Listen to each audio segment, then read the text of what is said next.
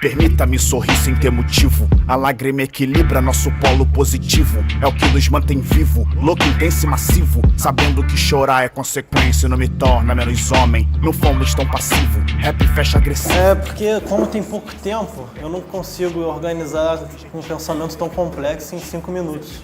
É impossível, eu vou superficializar um debate que é muito mais profunda. Eu escrevi porque aqui eu tentei organizar mais ou menos as minhas ideias. Então, eu vou ler a minha apresentação primeiro. Eu fiz questões de exibir o vídeo porque isso aqui só existe por causa dos filmes. Eu não ia escrever nada se não tivesse feito filme. Então, chama a difícil tarefa de pensar o rap. A minha primeira formação política certamente deu-se nas ruas da Lapa, por volta de 2004. Foi quando eu comecei os registros do meu primeiro longa-metragem, De Repente, Poetas de Rua, lançado em 2009. O trabalho que apresento hoje, O Ciclo dos Rebeldes, é na verdade uma contribuição muito breve, ainda que pensada sistematicamente ao longo da minha formação acadêmica, ou seja, 8 anos, que primeiramente resultou no meu TCC Uma Liberdade Chamada Solidão, do curso de História da UF em 2013. Enfim, mas o meu contato com a universidade se deu quando eu tinha 25 anos. Antes disso, eu estava produzindo discos, beats, clipes e filmes de rap. Eu me lembro que um dos fatores para um certo afastamento meu com o rap foi, entre outros, devido a várias divergências com meus colegas, mas eu não sabia como explicá-las, nem como comunicá-las. Por isso busquei aqui organizar algumas discussões, mas sem perder de vista as produções fílmicas, sem as quais nada seria possível. É preciso uma reaproximação e esse trabalho vai na intenção de contribuir para oxigenar determinados debates decisivos para a sobrevivência do rap e das culturas de resistência urbanas. O mais importante não é celebrar cegamente a cultura hip-hop como se não houvesse contradições, mas reconhecer sua importância social numa sociedade cindida entre classes com interesses antagônicos, inconciliáveis, e que reproduz no seu interior todas essas contradições. É preciso reconhecer que essa cultura sofre todas as forças e interesses que fazem parte da sociedade capitalista. Nada lhe escapa. O rap tornou-se um alvo da banalidade burguesa, da arte esvaziada, fetichizada, comercializada, enfim, adequada aos moldes da mercadoria. Uma coisa a ser consumida.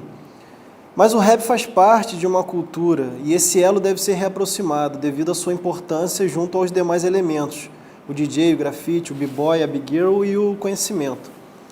É necessário estudar o rap numa busca de dar um sentido emancipatório sobre o que vem a ser o compromisso.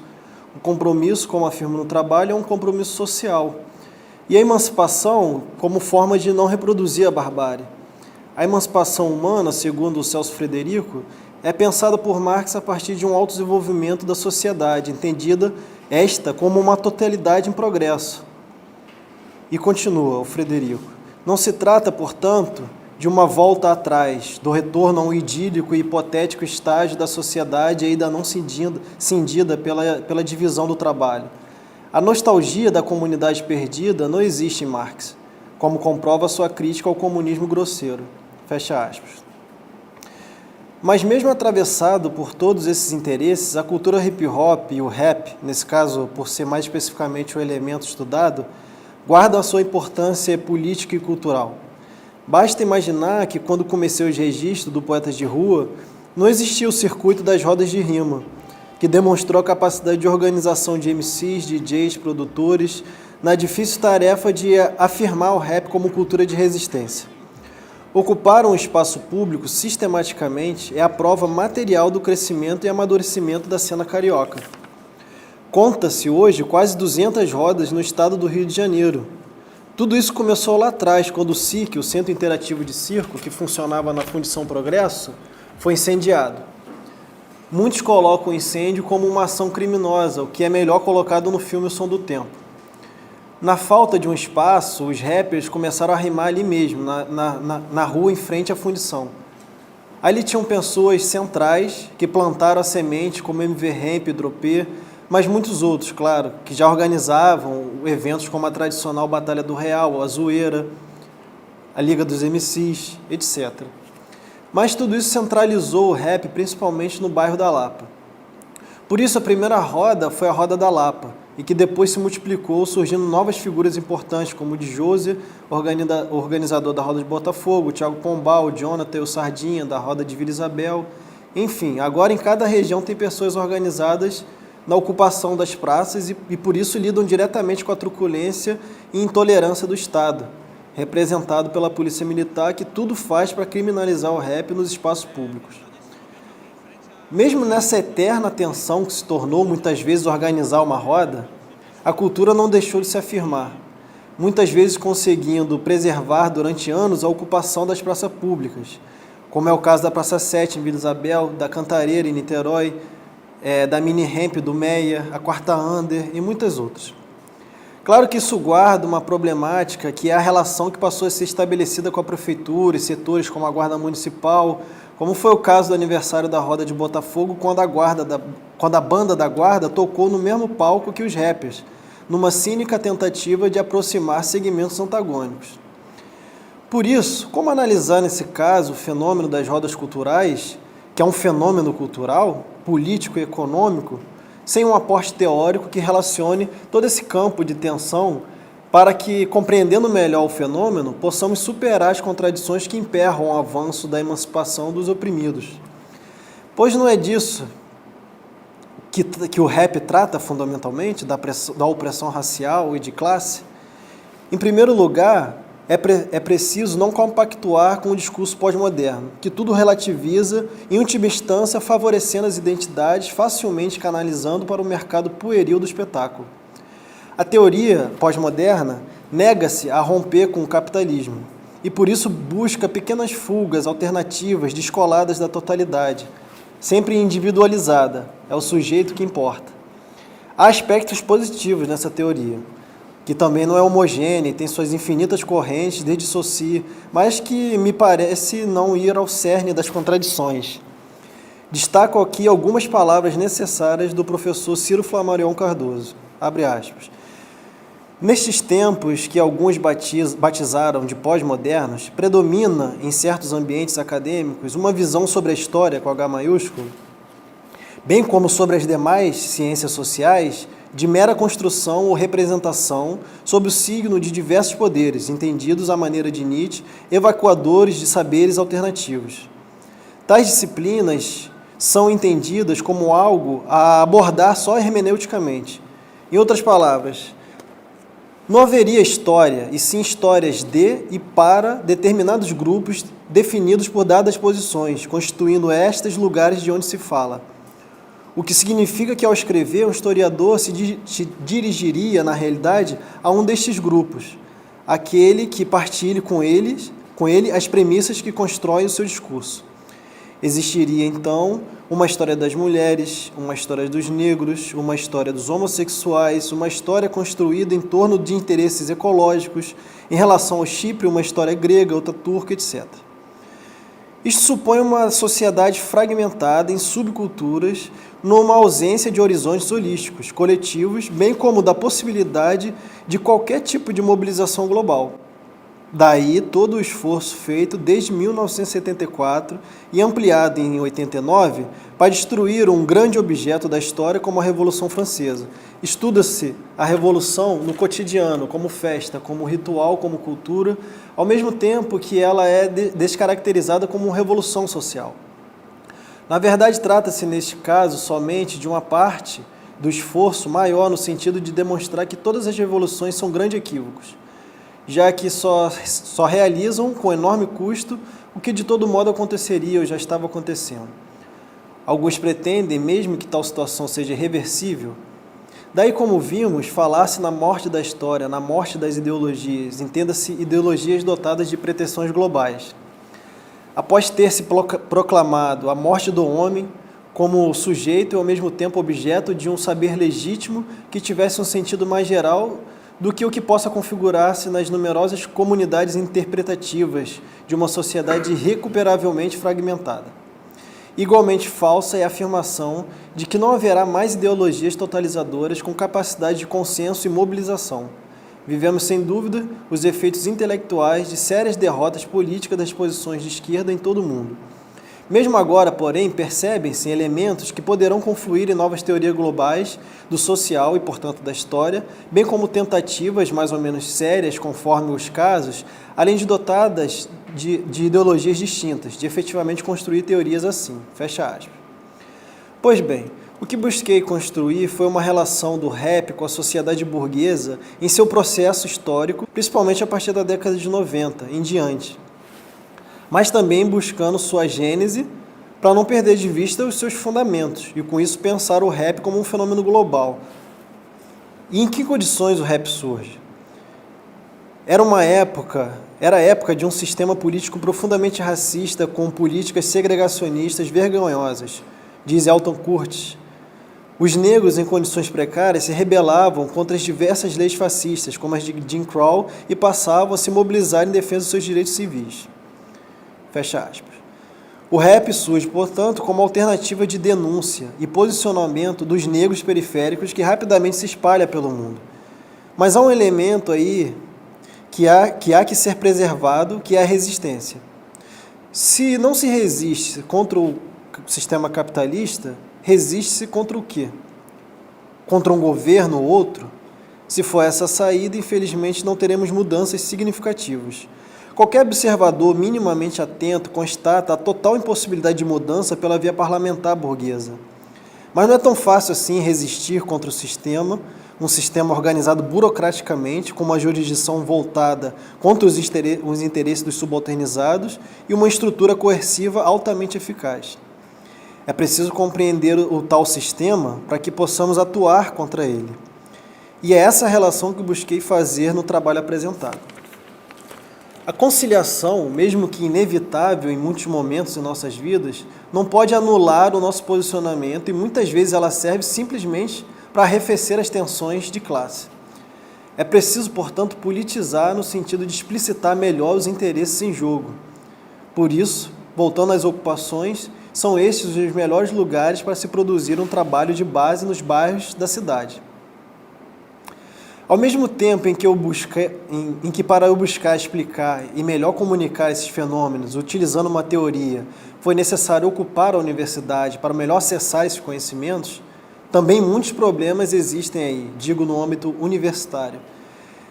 Em primeiro lugar, é praticamente impossível produzir um trabalho de qualidade em 2 anos. A universidade burocrática, serviçal aos interesses privados, é o verdadeiro entrave para que possamos ter condições reais de uma análise mais detida e comprometida. Pois, além do mais, não há qualquer condição material para que se realizem pesquisas realmente qualitativas. Não há qualquer garantia que os conhecimentos produzidos possam ser melhor compartilhados e apresentados à sociedade de uma maneira geral. A universidade opera no sentido da produção, não da qualidade. Os programas de pós-graduação mais se parecem com máquinas. São máquinas produtivas e que defendem, obviamente, o interesse de classe. Por isso, a luta na universidade deve ser permanente, e ela só fará um sentido social mais amplo quando for realmente popular, aberta a quem quiser ocupar, discutir e produzir conhecimento. Mas para que isso ocorra, é necessário discutir no seu interior a autogestão, como alternativa possível à esquerda burocrática parlamentar e dos sindicatos pelegos que serve como elemento desmobilizador das greves. Por isso, discutir o rap é também discutir a sociedade. É preciso relacionar esses elementos no nosso debate. Mas mesmo com todas essas limitações, voltando ao início da minha fala, é preciso reconhecer a importância do rap. As imagens que vocês acabaram de assistir expressam muito melhor a importância dessa cultura, que participa ativamente na formação de jovens e que constrói nas suas subjetividades, através do mundo, das narrativas construídas pelo rap, dos conflitos sociais, dos preconceitos, da condição do negro na sociedade, da mulher, da política, e que, notadamente, a partir de 2007, passou a ganhar outros aspectos.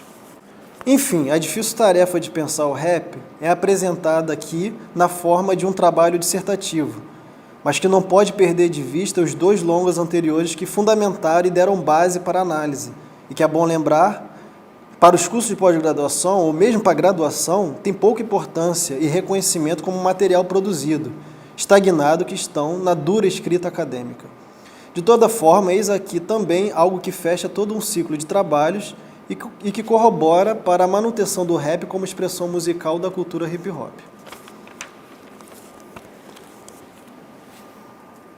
Eu acho que o seu trabalho, eu não sei se você teve, isso é uma coisa que eu me pergunto, sabe?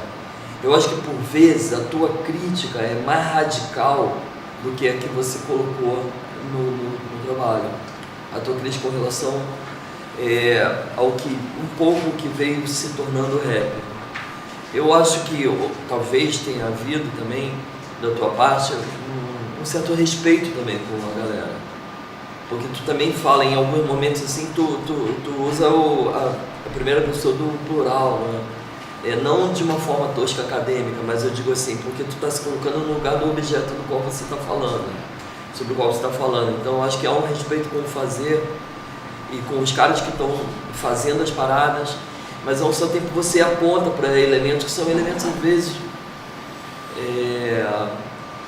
muito desvirtuadores. Eu não sei se é um bom termo isso, desvirtuadores, né? Por exemplo, quase, eu teria uma tendência a falar assim, uma espécie de pelegagem, não sei se é escroto falar isso, uma pelegagem assim, que às vezes fica nessa adesão a esse discurso mercadológico, etc, né? Quer dizer, é o fazer, né? Nessa perspectiva. Isso é um ponto, né?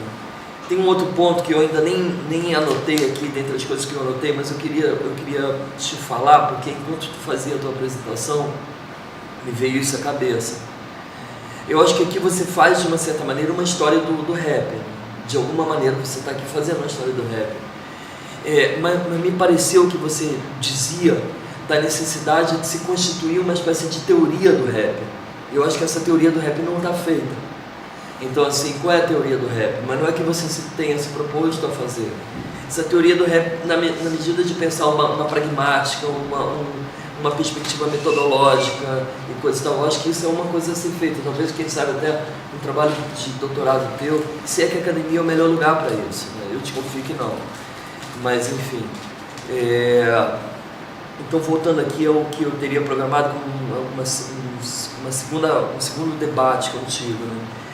Que diz respeito a alguma coisa que a gente enfrenta no trabalho de fazer cinema. Vou incluir aqui o nosso amigo Felipe, que é o seguinte dilema. Eu aqui digo, o dilema que a gente enfrenta buscando fazer cinema, buscando escrever ou publicar livro, enfim. Como superar uma falsa disjuntiva, que é, por um lado, a da produção profissional, com todos os elementos que o mercado impõe e implica, e por outro lado, o produzir de forma, e aí eu uso uma expressão que eu já ouvi de ti, mas que eu vi que você aqui fala, que é produzir de uma forma autoexploradora,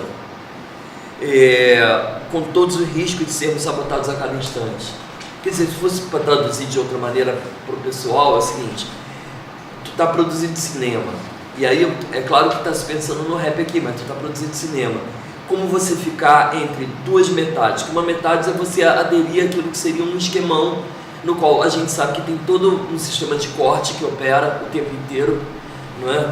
E opera sobre os mais diversos pretextos, inclusive um dos pretextos que é um pretexto que alinhava, é o pretexto da competência técnica, não é? Entre outros. E por um outro lado, mas que isso vem acarretando o quê? Aplanação de discurso, aplanação de possibilidade, abrandamento de crítica, inclusive a crítica ao próprio fazer cinematográfico e essa esfera de circulação também da produção cinematográfica, por exemplo, da produção do rap, não é? Por exemplo, para que tu faz cinema? Uma pergunta muito básica seria: para que tu faz cinema? Tu faz cinema para frequentar os tapetes vermelhos dos festivais, para falar com uma burguesia que está ali comendo pipoca e, enfim, curtindo aquele novo objeto do mercado cinematográfico? Ou você faz cinema para você falar para as massas, ou para você investir na militância? Agora, por outro lado, se você faz nessa perspectiva, você sabe que o mercado não vai te abarcar e que as formas de produção de mercado não vão te contemplar, porque nos sistemas de corte você está cortado. Agora, o outro lado é como fazer gerir, eu estou pensando no rap também, como fazer gerir esse processo de produção sem cair no delírio da autoexploração. E que, por exemplo, a gente tem que fazer uma porrada de coisas, não é isso que a gente faz? A gente, quando vai ver, a gente está fazendo infinitas coisas que talvez não fosse, sei lá, não começa a gente a fazer. E detalhe, e esse mercado que já te fez o corte lá atrás, para quem você não quer dialogar, com quem você não quer dialogar, você não quer, obviamente, ser costurado por ele, ele também é sabotador. porque ele vai sabotar você no processo de distribuição, não é? Ele vai sabotar na possibilidade mínima de você gerar matéria sobre o que você está fazendo. O que gera matéria não é você ter possibilidade de falar para além do seu círculo pequeno, restrito, do gueto lá, como o D2 fala, não é? Enfim, então tem isso. Aí uma terceira coisa, tu tá mais ou menos sacando o que eu tô falando? Tô, claro. Então, uma outra coisa aqui que eu coloco é o seguinte, que eu acho muito rico e pertinente o debate, que você coloca na página 57, deixa eu ver qual é o debate, eu não me lembro. Aí aqui, você fala o seguinte: como se desenha uma resistência no contemporâneo? A resistência, penso, para ganhar um caráter ruptivo, deve afirmar-se de forma organizada, sistemática, a partir de categorias antagônicas, às quais não devemos nos sujeitar. Ao mesmo tempo, e sendo resistente contra aquilo que não só se delineia nas pequenas e breves fissuras que muitas vezes converge com o próprio aparato que constitui o sujeito moderno capitalista.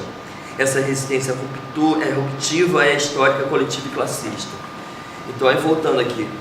Então, eu acho muito rico e pertinente esse debate da página 57 em torno dos modos de resistência no contemporâneo. E eu me pergunto se o de que se trata de pensar a resistência reinserindo nela a perspectiva da ruptura, né? Ou seja, irmos mais além das resistências pediátricas e micropolíticas que retroalimentam criativamente e plasticamente o estado de coisas.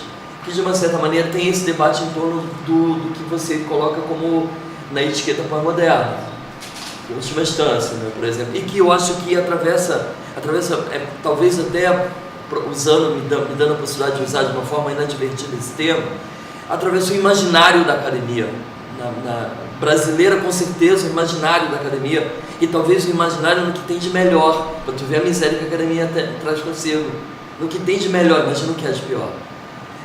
Que é a ideia de que você só pode combater por dentro, você só pode agir micropoliticamente, com todos os eufemismos sacados, transpostos mecanicamente do pensamento francês, filosófico francês, a linha de fuga deleuziana, a micropolítica Foucaultiana, e etc, que faz um trampolim e faz um aplicativo mecânico, e aí começa a operar muitas vezes uma perspectiva cínica no interior das instituições, no interior das agências de fomento, sendo regida por aqueles princípios que são absolutamente toscos e que você tem que, né, os sucupiras da vida, né, que as pessoas não se envergonham de fazer, mas enfim, e você submete aquilo achando que você está agindo micropoliticamente no interior de um processo que é autofágico, é autodevastador.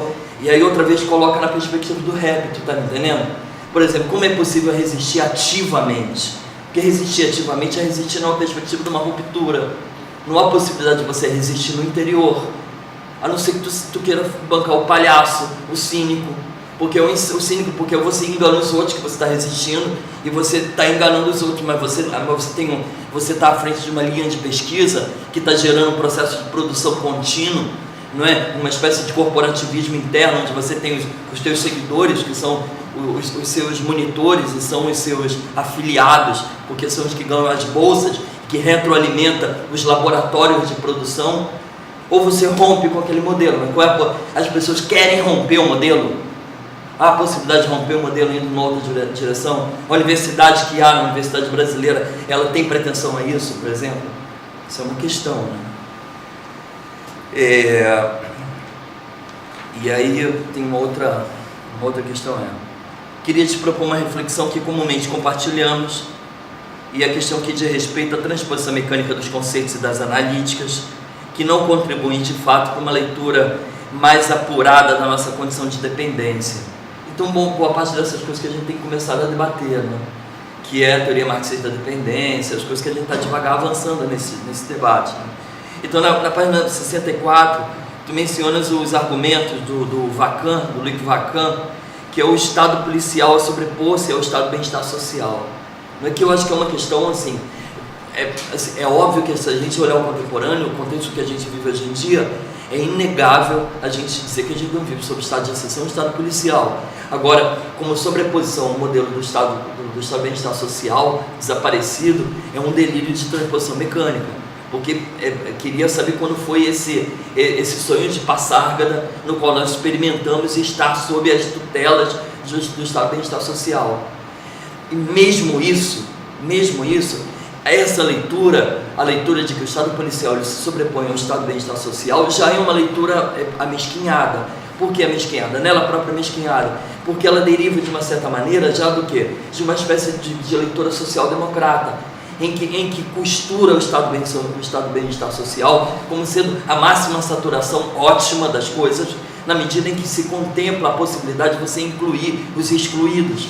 Os excluídos não são mais lidos como oprimidos, os excluídos são aqueles que estão do lado de fora com uma vontade intensa de estar dentro. E os que estão dentro e que fazem esse canal de transposição dos que estão fora para dentro são benfeitores, benfazejos, que são aqueles que colocam dentro, na sua bem-aventurança, na sua disponibilidade afetiva, colocam dentro através das suas ações afirmadoras. Você coloca para dentro, digamos assim, aqueles que estão ali, digamos, nessa ânsia de participar. Então, eu acho que já tem a missão. Nós, por outro lado, filhos dos trópicos, né? Vamos tentar pensar positivamente a América Latina. Seria o caso de nós pensarmos o seguinte: nós não fomos devastados pela experiência do Estado de Bem-Estar Social, que é um modo também de pensarmos o seguinte: nós não fomos devastados, claro que ideologicamente foram, porque as universidades, entre outros, elas fazem esse papel ideológico. Esse papel ideológico de quê? De nos ensinar algo, por exemplo, como o eurocomunismo, num dado momento, que é pensar, digamos assim, uma crítica assim, à perspectiva da revolução, uma perspectiva no interior da ordem, outra vez, não é? Então, assim, tem essa miséria, a universidade cumpre esse papel, mas fora a parte disso, nós não tivemos esses antídotos, digamos assim, esses tubos de oxigênio quando tu está no CTI. Então, quer dizer, você está ali entregue à tua própria sorte e à tua própria miséria, o que por um lado é uma possibilidade, dependendo da forma como você trabalha, uma pedagogia política revolucionária, de você acionar essa massa na direção da ruptura. Então, se você pega, por exemplo, todos os aparatos da teoria marxista da dependência, ela aponta na necessidade dessa ruptura, e não, obviamente, desses arranjos no interior da ordem, né? De que um Estado de Bem-Estar Social propiciaria em nós, pelo menos, esse amortecimento de uma vontade transgressora. Aí tem a página 123. Deixa eu ver o que é que tem na página 123.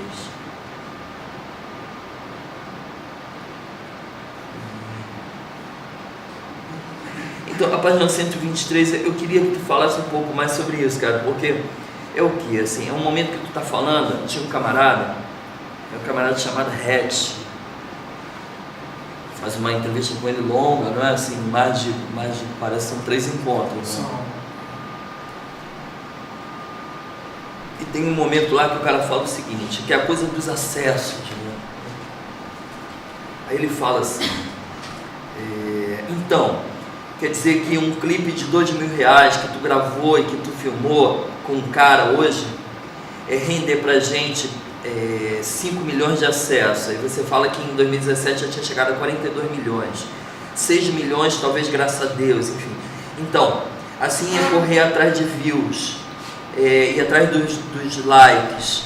Likes é o quê? Que nego curte, né? Eu trabalho com a internet, maluco. Como eu não quero likes, como eu não quero views. Então, não dá nem pra tu conversar com um cara. A gente não está nem tratando do mesmo jogo se o cara não quer like e se o cara não quer views. Ele não está monetarizando o canal dele. A gente não está nem falando a mesma língua. Quando ele colocar na cabeça dele que ele tem que fazer isso, a gente pode, ele faz parte desse jogo do rap. Enfim, eu queria que tu tentasse pensar isso, e aí é uma pequena sacanagem minha com você, que é que tu tentasse pensar isso pensando como você está vislumbrando a tua expectativa com relação ao som do tempo. Se tu também está interessado, por exemplo, em impulsionar os views e likes, e como você pensa isso com relação ao próprio processo de produção, porque é uma coisa que a gente tem debatido. É claro que remete de novo aquele papo de ainda há pouco, né, da reflexão lá de como é possível você funcionar à margem do processo, se é uma falsa disjuntiva funcionar à margem do processo ou funcionar no interior do processo, né? Então aí tem uma coisa aí que tem essa pequena sacanagem. Então aí aqui eu vou na página 142, 143, que é mais uma coisa de declarar aqui a minha alegria, que eu acho que é 142, 143. Eu acho que, né, tu escreveste uma pancada de páginas, todas sempre muito bem escritas, mas acho que essas páginas aqui são antológicas, assim. Eu gostei muito mesmo aqui, quando você fala sobre a questão da cidade capitalista, processo de gentrificação, como se dá esse processo de aburguesamento dos espaços, né? Como é que se dá a questão do sofrimento, né? Como que o sofrimento necessário, ontológico, a condição desse sofrer, como resultado mesmo do processo histórico e tal, como que isso é, de uma certa maneira, nessa disposição neoliberal das coisas, né? Como que isso é privatizado também, né? Quer dizer, o sofrimento é teu, né, em última instância, né? Porque você é cliente das fórmulas miraculosas da indústria farmacêutica, mas o sofrimento é teu, então não tem nenhuma reverberação, o teu delírio, o teu surto não é social, você não surta a sociedade, né? Você surta por uma incongruência tua, que é uma maneira, obviamente, de outra vez detonar o sujeito a partir da perspectiva do indivíduo, né? Então isso é uma questão, não é nenhuma questão, mas é só um louvor aí a essas páginas, né? E aí, por último, na página 146,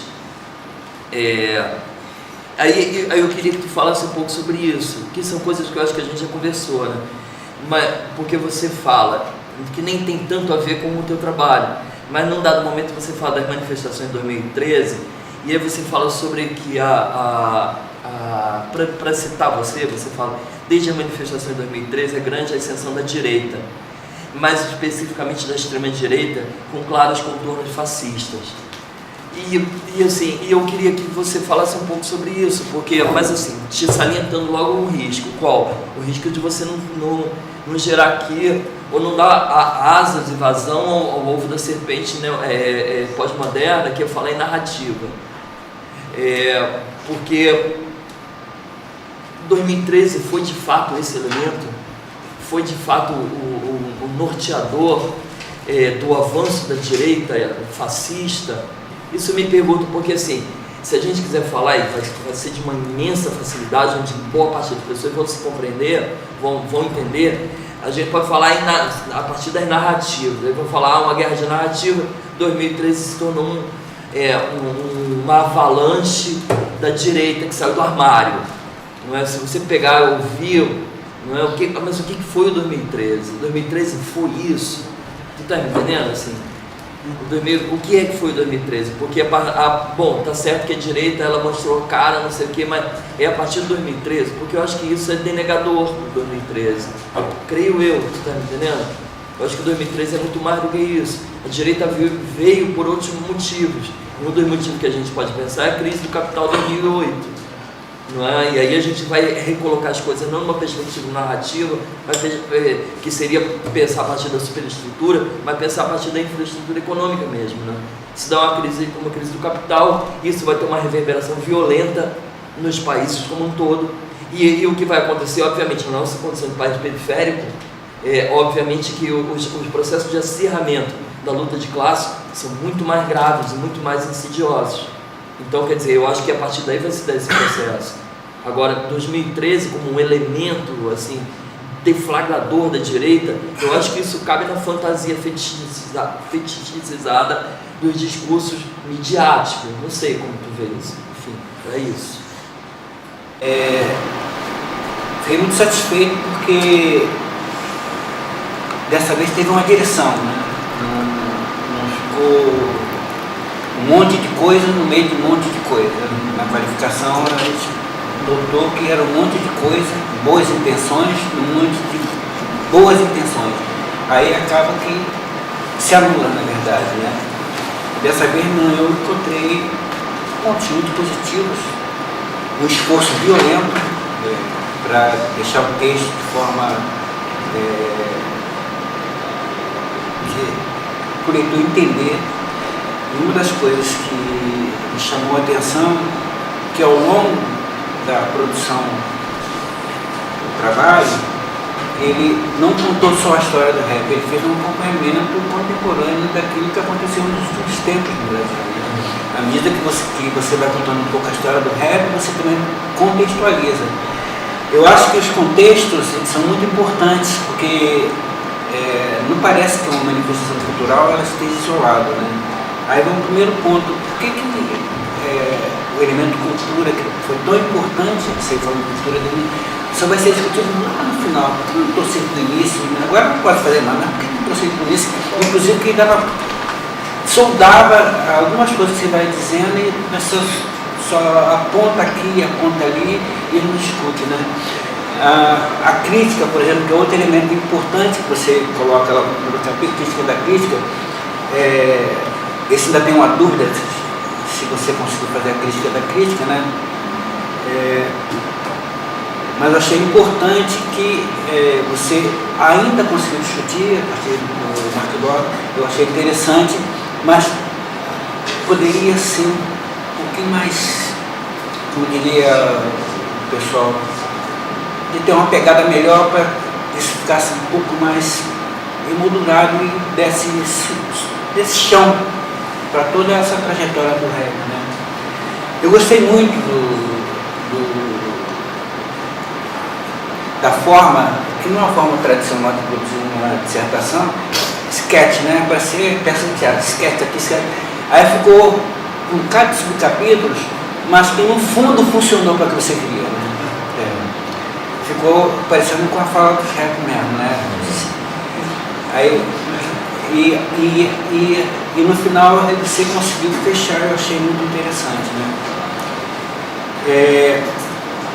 Eu achei extremamente positivo quando você pega a fala dos seus sujeitos, não é dos seus sujeitos, e constitui a trajetória, né? E me pareceu que o Arthur, ele falou muito pouco, porque, como diz o André, o nós funcionou muito mais do que o eu, né?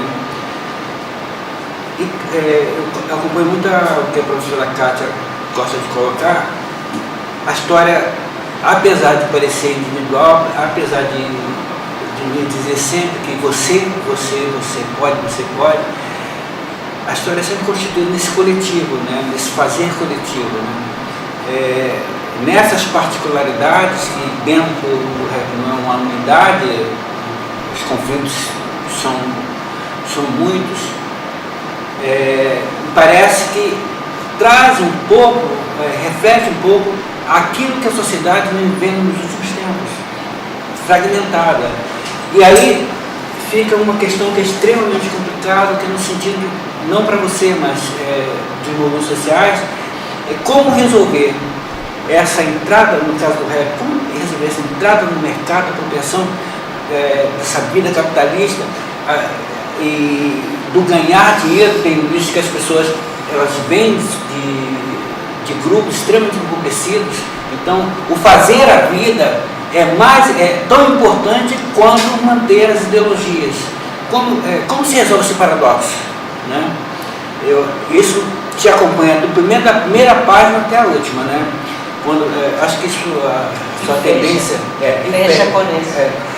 Acho que a sua crítica da crítica foi isso. Eu estou com os caras, estou com os manos, mas não dá para fechar com a questão do mercado ganhar dinheiro. E como é que eu faço a contradição disso? E se é isso que acontece o tempo inteiro, né?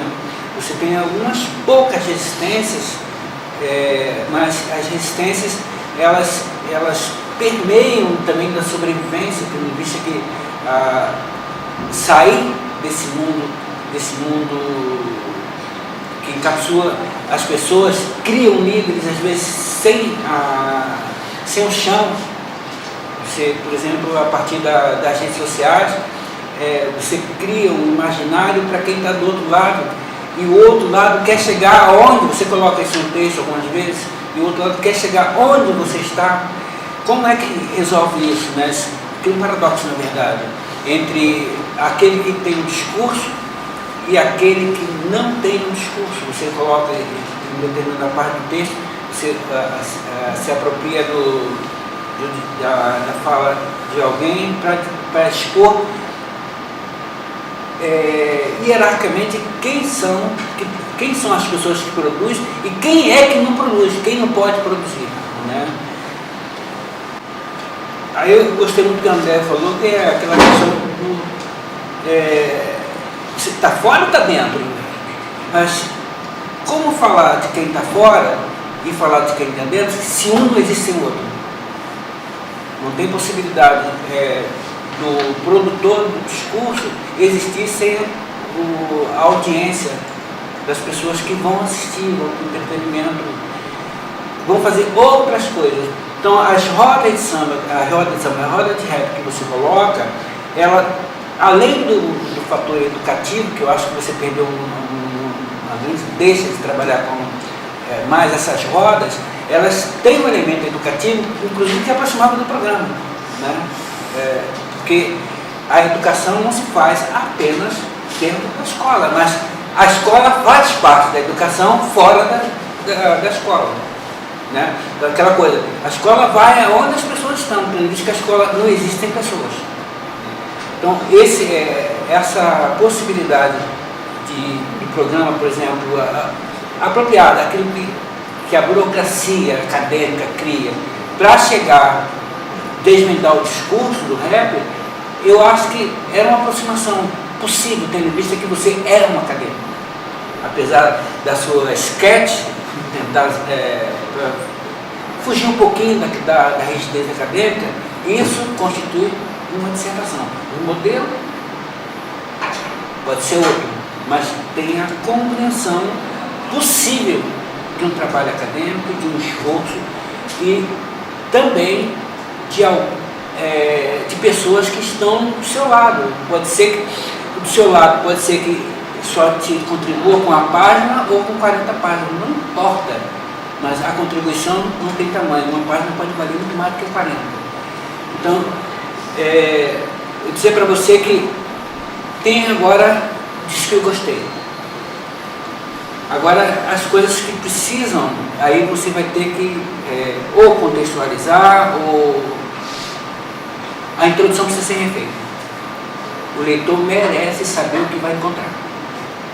E quando eu li a introdução, eu falei, Arthur, outra vez, Arthur, poxa, você vai pegar essa peça outra vez, sem introdução? Aí, passei dessa página, meio desanimado. Aí, no primeiro capítulo, comecei, encontrei com o Tereza e falei, o trabalho do é bom, né? Não dá. Eu ainda estou batendo nessa questão do título do primeiro capítulo. Tu tirou do título principal e botou o primeiro capítulo. Ainda não, eu acharia que é uma visão crítica sobre o movimento hip hop. Né? Eu acho que você faz isso o tempo todo. Não é a crítica da crítica, a crítica da crítica é muito complicada, né? Eu acho que você poderia alterar o nome desse primeiro capítulo, porque você faz uma crítica pesada, e algumas vezes você coloca o nós, tudo mais que o André colocou, mas a crítica é sempre pesada contra o desvirtuamento daquilo que você entende como base para a questão ritual. Mas aí lembrando o seguinte,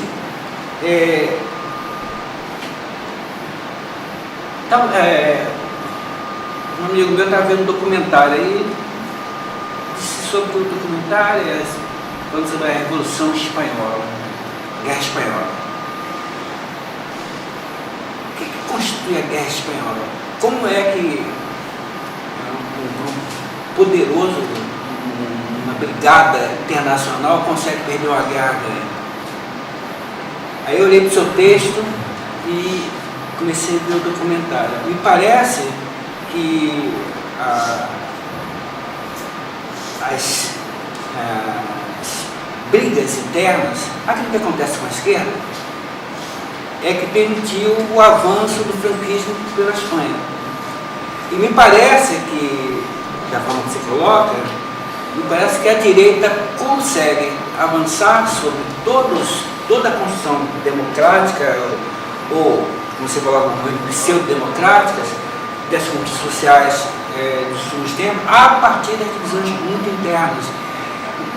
Eu sei que o poder ele é extremamente disputado dentro e fora dos grupos de poder. O poder não pode ser, não é unilateral, ele não é uniforme, não é homogêneo, mas a partir do momento que se coloca como premissa conquistar para um determinado grupo, você permite outros grupos que não estão alinhados a conquistar. Eu saio sempre derrotado. Se retroagirmos mais, lá na década de 30, década de 20, pegar a questão do movimento negro, a Frente Negra Brasileira, por exemplo, nós começamos a nos derrotar a partir do momento dos confrontos dentro do próprio, porque os nossos confrontos, eles não são agregadores, eles são realmente, eles confluem sempre para a divisão de quem tem mais poder e quem não tem.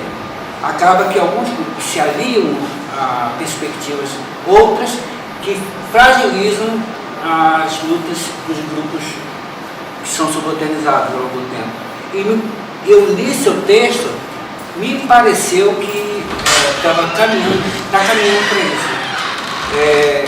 Aqueles que buscam, eu acho uma grande besteira, buscar grupo de raiz. Não tem grupo de raiz. Toda a cultura ela se movimenta o tempo todo, ela precisa ser renovada. Você querer reter a raiz de algum grupo é reter a história desse grupo. Então, a cultura ela é movimento constante. A direção, a história vai virar, que é a história que irá.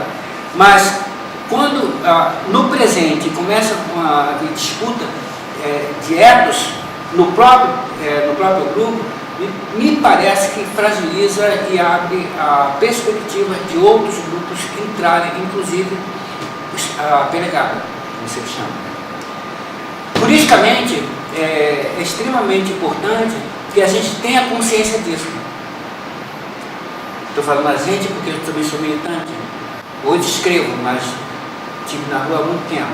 Mas, politicamente, a gente precisa ter consciência do papel que temos perante a sociedade. Os jovens que estão sendo formados esperam que a gente faça, que a gente cumpra um papel do qual nós estamos nos fragilizando, porque queremos chegar na ponta sem necessariamente cumprir as etapas.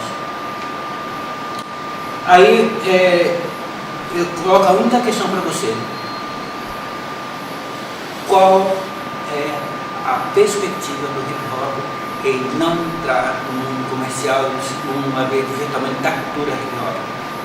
Ou se isso é um trilho que não há, inexoravelmente é o fim, até ser ultrapassado por uma outra manifestação, tendo visto que a manifestação do hip hop vem da periferia, assim como o samba veio, assim como o pagode veio.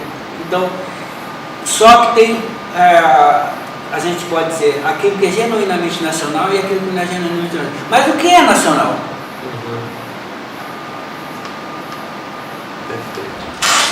O purismo vai dizer que o samba é nacional, mas ele foi importado, vieram com os negros, foram trazidos à força, não foi uma coisa espontânea.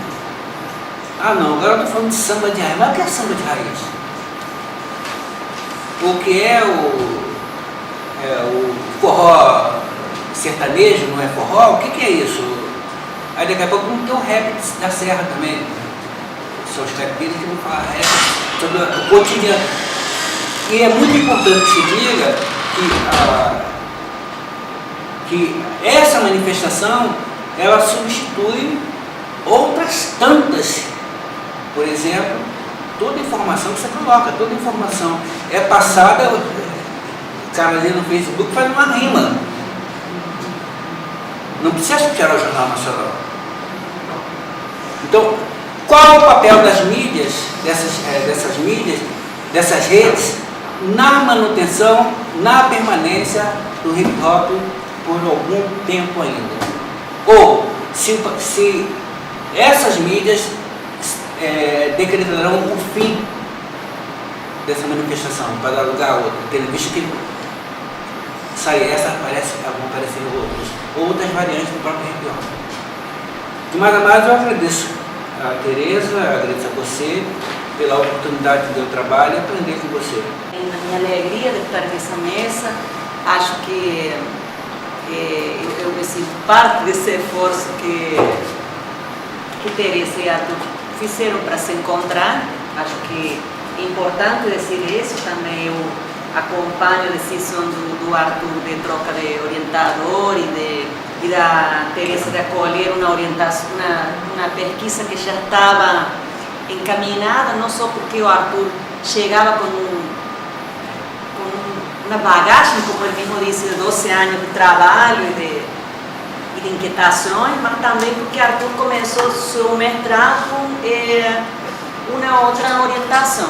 Então, sempre muito tenso e muito difícil, desde o ponto de vista não apenas burocrático, mas do ponto de vista da produção da vida e do conhecimento e também dos afetos, se acolher em um momento de tensão.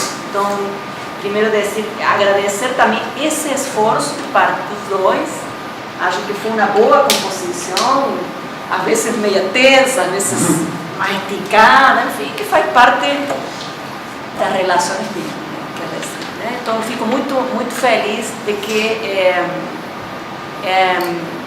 eu tenha podido presenciar esse movimento, porque você conseguiu produzir algumas perguntas logo no início do texto e suportar as perguntas ao longo do texto. Na minha intervenção, na qualificação, uma das coisas que eu critiquei era que você vinha e parecia que, bom, então para que precisa um mestrado de educação se você já veio com a pesquisa feita e veio apenas então para legitimar, em certa forma, apesar de que você critica, aquilo que você já sabia. Essa era a minha crítica lá na qualificação. E eu entendo que você fez um movimento, um esforço bastante interessante em dar a ver e em colocar as suas questões e seus problemas também dentro do próprio texto, né? Então eu perguntava quais são essas perguntas. Você me responde: o trabalho que aqui apresento é realmente necessário? Isso para mim é a pergunta mais interessante do trabalho do ponto de vista político-metodológico. Trata-se de algo que possa vir a somar para a cultura hip-hop e avanço do pensamento, eu diria assim, acadêmico? Inova em algum sentido o que já foi feito ou proposto anteriormente? E o mais importante, dialoga com quem? Dialoga com quem se propõe dialogar? E eu acho que, pegando as suas perguntas, essa produção de perguntas que não estavam forjadas, não que elas não estavam, mas elas não apareciam no texto dissertativo, o esforço dessa dissertação e o esforço que você fez, em certa forma, se revelando a forma, mas também ao mesmo tempo cedendo algumas formas, tem a ver com o próprio esforço de tentar, se não responder, pelo menos fazer pulsar e reverberar essas perguntas ao longo do trabalho. E eu acho isso uma função de alguém que transita por um mestrado ou um doutorado, né? Eu achei muito bom você trazer essa coisa que eventualmente é de fora para dentro, embora esteja pouco explorado assim, mas também não sei se era função, mas acho muito interessante você trazer um material que tem a ver com o artesanato da pesquisa, com o artesanato do encontro com o outro, tem a ver com aquilo que efetivamente materializa seu trabalho de pesquisa, né? Então, gostei bastante da composição do caderno de campo e da produção de fotografias também. Senti falta do filme, claro.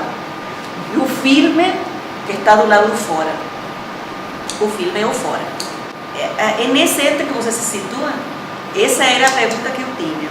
Se a crítica é o elemento ético que você traz para pensar o metodológico, não apenas como procedimento, mas como um ethos, uma atitude, você, mestrando na educação, se produz nessa interseção. Acho que assumiu sem medo, ainda que criticamente e rebeldemente, e ainda que timidamente, esse lugar por onde você também transita. E transita de tal forma que você quer prosseguir nesse território, que talvez é um território de fronteiras, se inscrevendo em um doutorado em cinema. Então, acho que é um lugar incômodo, eu suponho que vai ser muito, para mim também muitas vezes mas que é um lugar que ainda você acha que é um lugar potente de ser habitado, né? Você escreve também no capítulo 2, mesmo diante de inúmeras contradições, segmento do rap mantém como foco de resistência a afirmação política de ser negro, tendo a cultura como instrumento de luta, ao mesmo tempo em que a utiliza como forma de ascensão social muitos desses segmentos oriundos da favela. Acho que no seu trabalho você faz de novo um esforço apontado na sua banca de qualificação.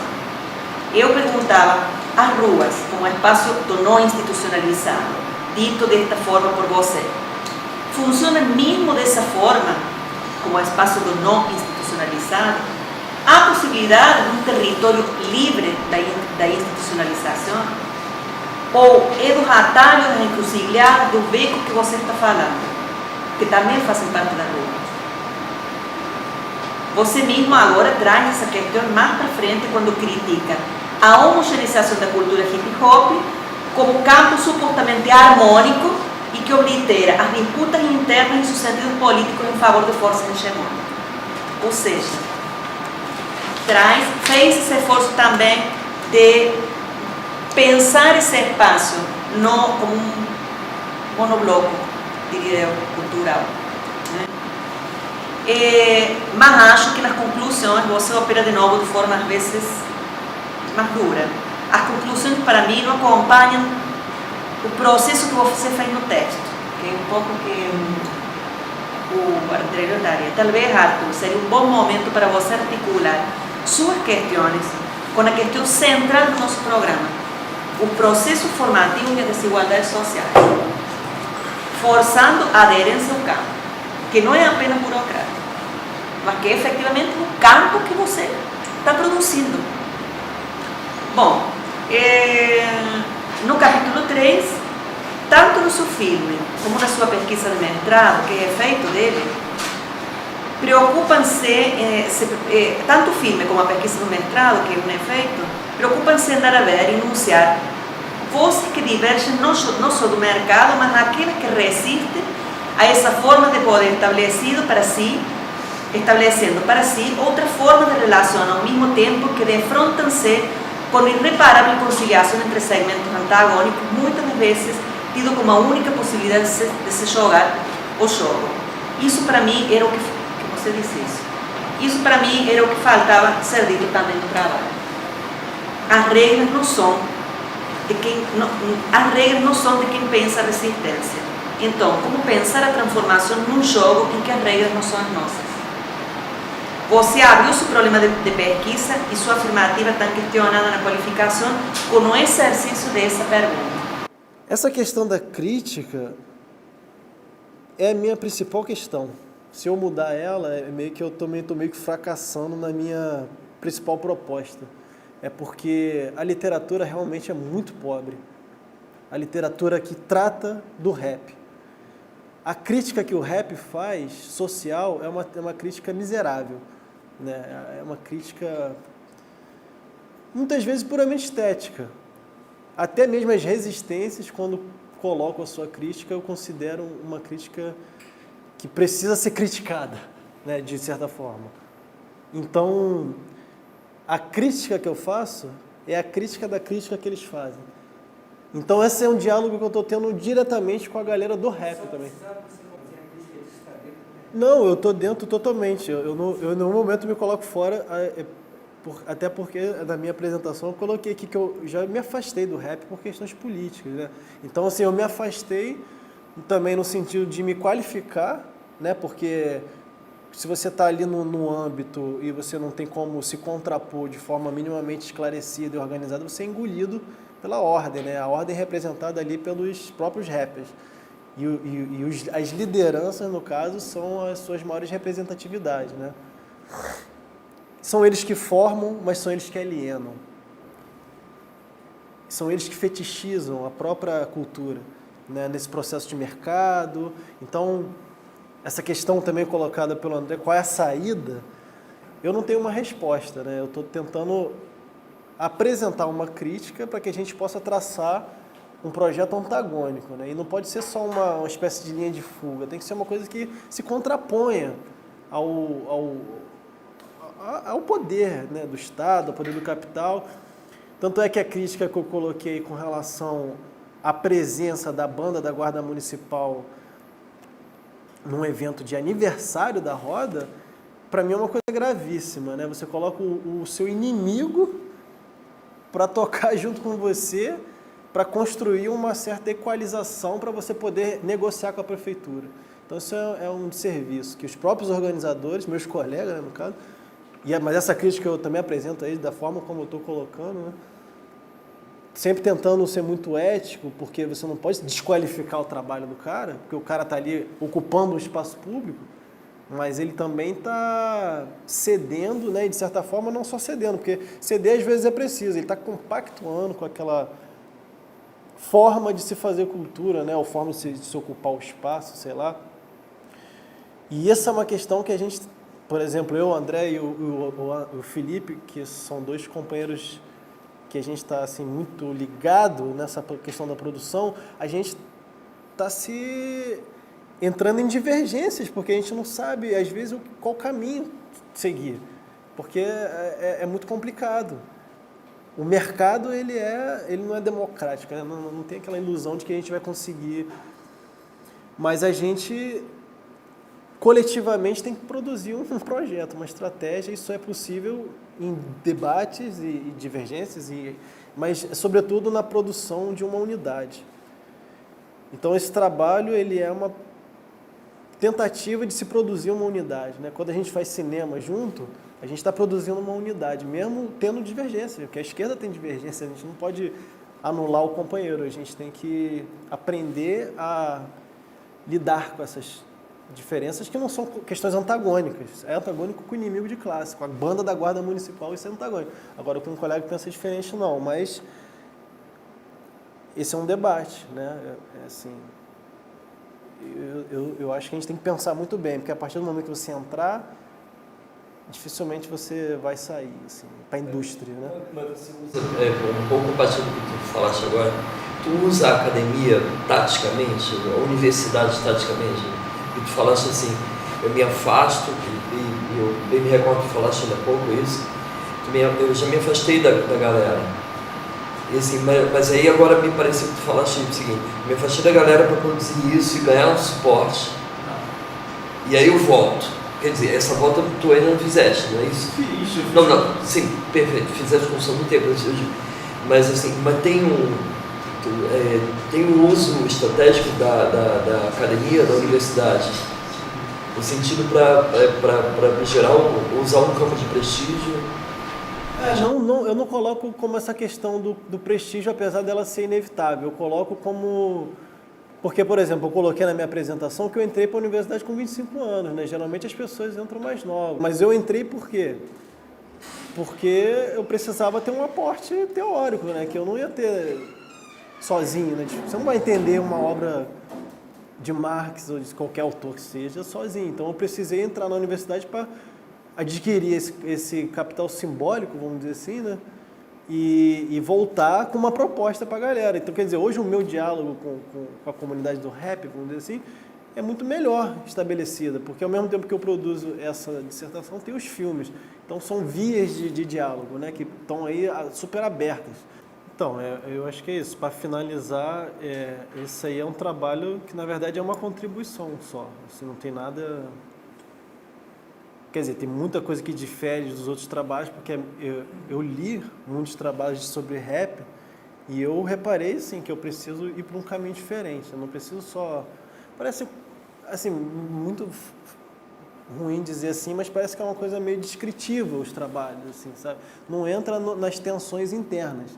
Então, como eu fui para a academia e consegui um certo conceitual e conheço a cultura, fica mais fácil de esquematizar uma certa crítica. Então, Isso aí fecha um ciclo, é uma contribuição e eu espero que outras pessoas sigam, né? Pensando criticamente as culturas, né? Primeiro que Arthur, tudo que ele não queria, nem nosso programa queria, era uma ação entre amigos. Essa banca foi escolhida pelo Arthur, que está aqui, a orientadora, de certa forma, tinha colocado uma possibilidade de diálogo. Tem autores que na banca que o Arthur também se baseia, tem o Andrelino, o Campos é o Andrelino, o Queiroz é o André, a Anne que nos ajudou muito na qualificação, ou seja, eu tentei me colocar muito, você sabe disso, na possibilidade de que tem também uma igualdade de inteligência, não é meu tema, nunca estudei rap, mas na possibilidade freiriana de estar junto com você, porque tinha clareza, você tinha todas as condições, possibilidades de terminar esse trabalho. Tudo que a gente queria era que você terminasse esse trabalho com a maior dignidade possível, um trabalho que tem 150 páginas, com 4 capítulos, com questões daqui que ele sabe que poderiam ser melhores, porque é verdade, né? A gente em maio, final de maio, quase entregando a banca, ele falou, vamos ver as considerações, e a gente não conseguia porque queríamos garantir tempo da defesa, o tempo para que você pudesse se inscrever no doutorado, em cinema. Então, de certa forma, a única coisa que eu queria frisar aqui é que o Arthur é um camarada muito sensível, em 2 anos ele fez um filme junto com o André, fez um filme solo, fez militância política e formação política dos estudantes aqui, cursou as disciplinas todas aquilo que tem, aquelas cargas de leitura, os trabalhos finais, aquelas coisas todas que envolvem esse percurso, que a gente pode discutir, mas o que o Arthur fez isso sempre com muita seriedade. A gente não pode dizer que Arthur sempre foi muito sério. Acho que dos 15 encontros que nós tivemos como estudantes na disciplina de fundamento, ele faltou a uma, chegava os primeiros a chegar, os últimos a sair. Então, assim, a questão do Arthur é um cara que precisa, essa coisa da maturidade mesmo, da questão da escrita, essa relação com o campo, né? Agora, quando a gente solicitava na orientação que você pudesse levar essa questão do método, pegar a própria, não a teoria do rap, porque não é esse sentido, mas pegar a própria pragmática do rap, a própria melodia, o movimento, a estética, para escrever, para a escrita, como se fossem os desafios das rodas de rap. A gente achava que isso daria conta um pouco para essa questão metodológica, porque ela tinha clareza que a questão do método para ele é a crítica, no sentido marxiano. A crítica é, vamos dizer assim, a possibilidade marxiana de pensar com as contradições, com a complexidade do real. Então, isso talvez ele... Eu sinceramente acho que ele consegue fazer isso. Acho que ele consegue fazer isso. De verdade, eu acho que poderia ter lido Thompson, a Miséria da Teoria, poderia ter lido alguns outros autores, mas acho que essa discussão, de certa forma, isso... Entendo que a introdução, tanto é que o texto que você leu aqui, fiquei de olho, esse texto pode vir para a introdução, para apresentar, porque quando você lê os capítulos, que nem tinha isso antes, tem 2 parágrafos para apresentar a estrutura da dissertação. Então podemos trabalhar mais nisso, você tem 60 dias para fazer isso, porque eu acho que é importante. O André vai te entregar, não sei se você vai entregar isso. Faço um razoável para ele. Né? Eu acho isso importante. Quero dizer que para o nosso programa, ter convivido com você, eu acho que foi muito importante para nós, para compreender, tanto para você compreender que a universidade ela é isso e aquilo também, ela é um terreno de contradição, né? Não é só de dentro que a gente fica fazendo resistência, né? Resistência dentro e fora o tempo todo. Agora, fissurar esse capitalismo que está aí é uma questão muito mais complexa. De certa forma, eu não tenho nenhuma ingenuidade de achar que só a universidade pode fazer isso. Mas acho que ela faz também esse processo quando estudantes como você, como a Renata, que está aqui, como colegas que estão aqui, como professores que estão aqui, de certa forma, mantém uma dignidade, né? Mantém uma dignidade que não é uma dignidade burocrática com o seu trabalho, com o trabalho de qualquer um dos quais trabalhamos. Eu acho que, de certa forma, hoje, nessa semana, a gente está encerrando um ciclo de defesas. A turma, de certa forma, está apresentando os trabalhos e acho que suas 150 páginas, eu acho que elas são bastante importantes, não só para o movimento do hip hop, do rap, mas também para que o programa possa compreender melhor, né, o campo em que ele se situa. né? Especialmente um mestrado que é Processo Formativo de Desigualdades Sociais.